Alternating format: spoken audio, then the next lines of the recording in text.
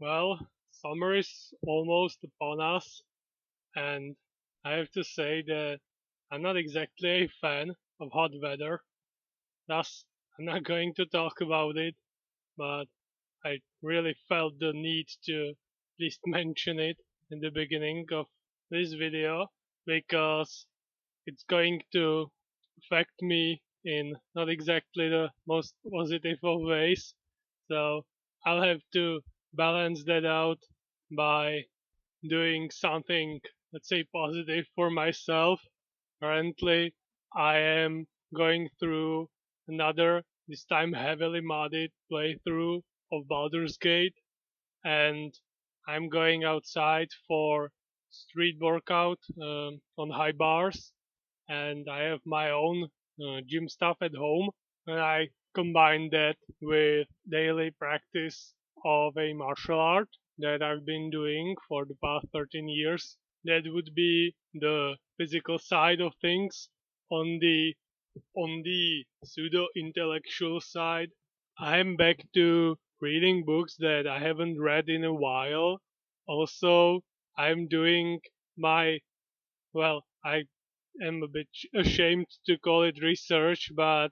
I've been reading some comic books, Asterix, and one another that I would like to talk about at some point, and even some of the volumes that I've never read before. I'm finding out that they are at least worth reading once, and in some cases, they actually brought me quite a lot of joy. I'm also working on my English and specifically on my grammar. For some time, I've been, let's say, winging it by instinct and guess, and that's just not going to cut it.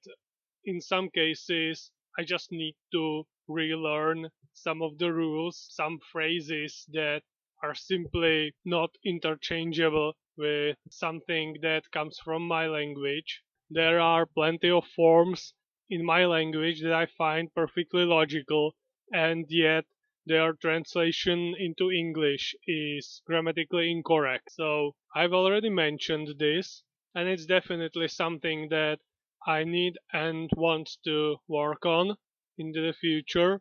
And then I've been slowly trying to incorporate more advanced English into the way I talk, and also at least attempt to curb some of the worst bad habits that I certainly do have and am aware of having. I also definitely need to work on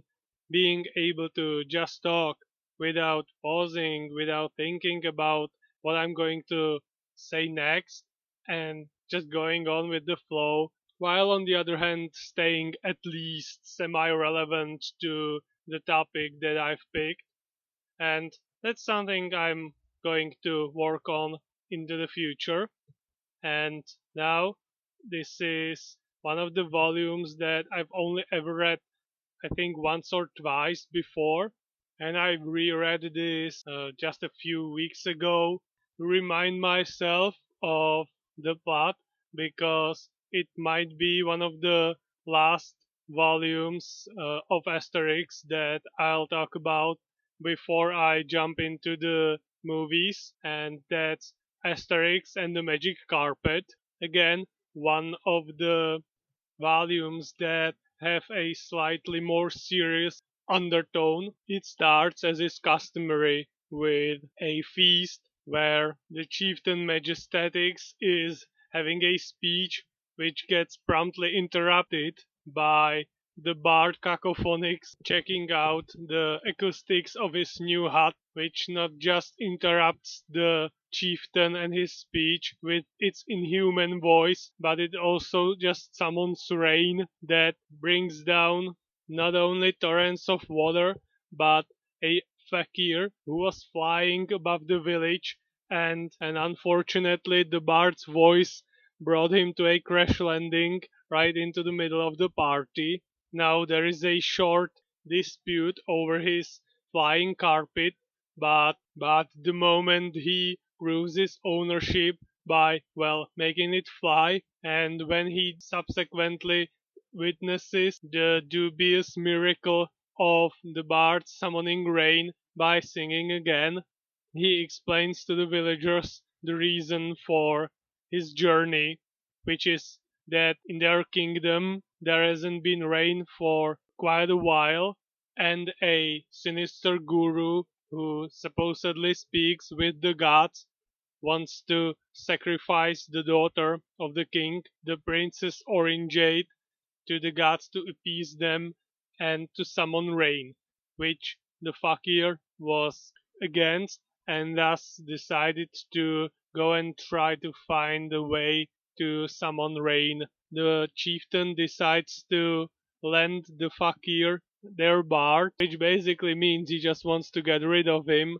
and offers Asterix and Obelix as an escort as well. The bard is obviously angered by the notion of his voice being so terrible that he summons rain. He wants to prove himself, tries to sing inside of the chieftain's house and actually makes it rain inside of the hut, which obviously angers the chieftain's wife quite a lot, and thus everyone is chased away by her. And after a short farewell and Obelix trying to smuggle some inconspicuous snacks on board of the flying carpet since he heard the fakir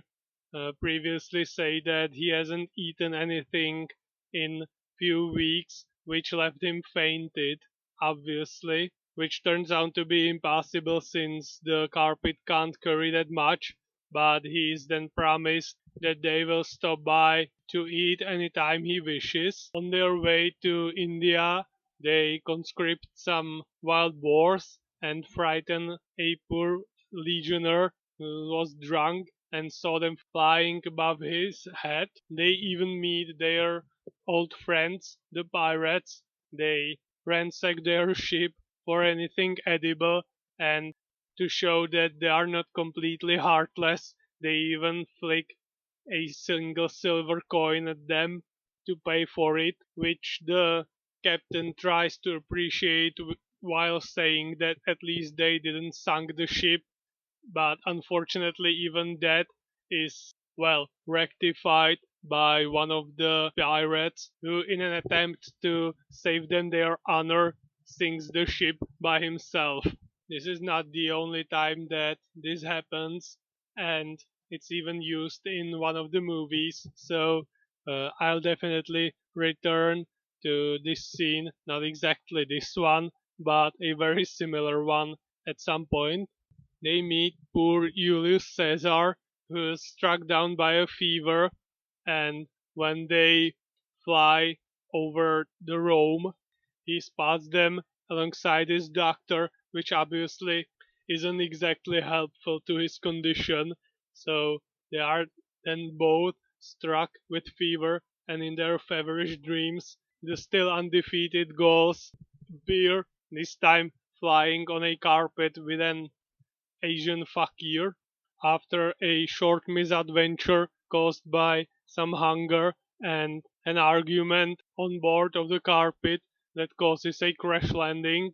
they are fortunately saved by a merchant ship and they land on the beaches of Greece. They fly above Athens to remind us of their adventure during the Olympic Games. When they are above Persia, it starts raining, which causes everyone to immediately turn on the bard accusingly in case he is somehow summoned even this torrential rain and thunder. Unfortunately, a stray lightning hits the carpet and burns a hole through it, which causes another crash landing. And when they try to find someone who would repair it amongst the many merchants selling Persian carpets, it turns out that no one would work or even try and repair a carpet that hasn't been made in Persia. In a stroke of luck for the Gauls and terrible misfortune for the Persians, pirates are on their way to steal and pillage. Then that forces the merchants to strike a deal with Asterix and Obelix to make sure that their merchandise is safe,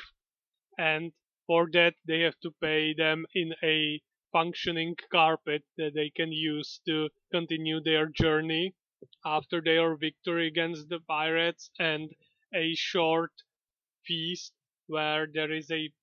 small joke poked at the current trend of eating caviar, where one of the merchants comments on it to be a poor man's meal, but calls it rather nutritious. We then see the evil guru making his plans on usurping the kingdom by taking out the current royal family in the name of their gods, in case it still isn't raining. After some more arduous journeying, they finally arrive, only to see the Indians bathing themselves in the muds of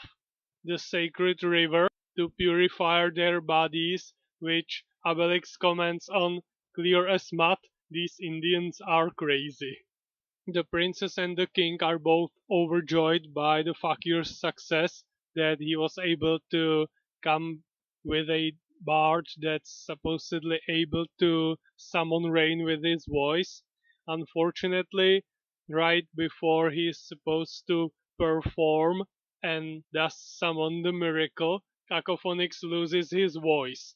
And then it's a race against time to meet the deadline before the sacrifice of the princess's life by the evil guru. Their attempts at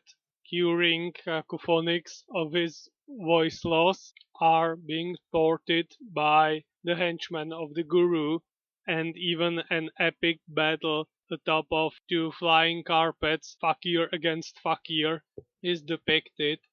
Asterix and Obelix then find out that Cacophonix has been kidnapped and thrown away into some serious danger, and they have to traverse jungles full of terrifying animals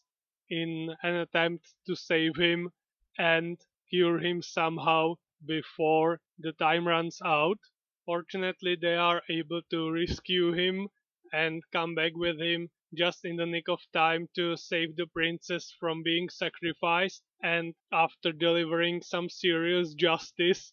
on those trying to usurp the kingdom, the bard finally finds his voice and can actually perform the miracle that he traveled so far for,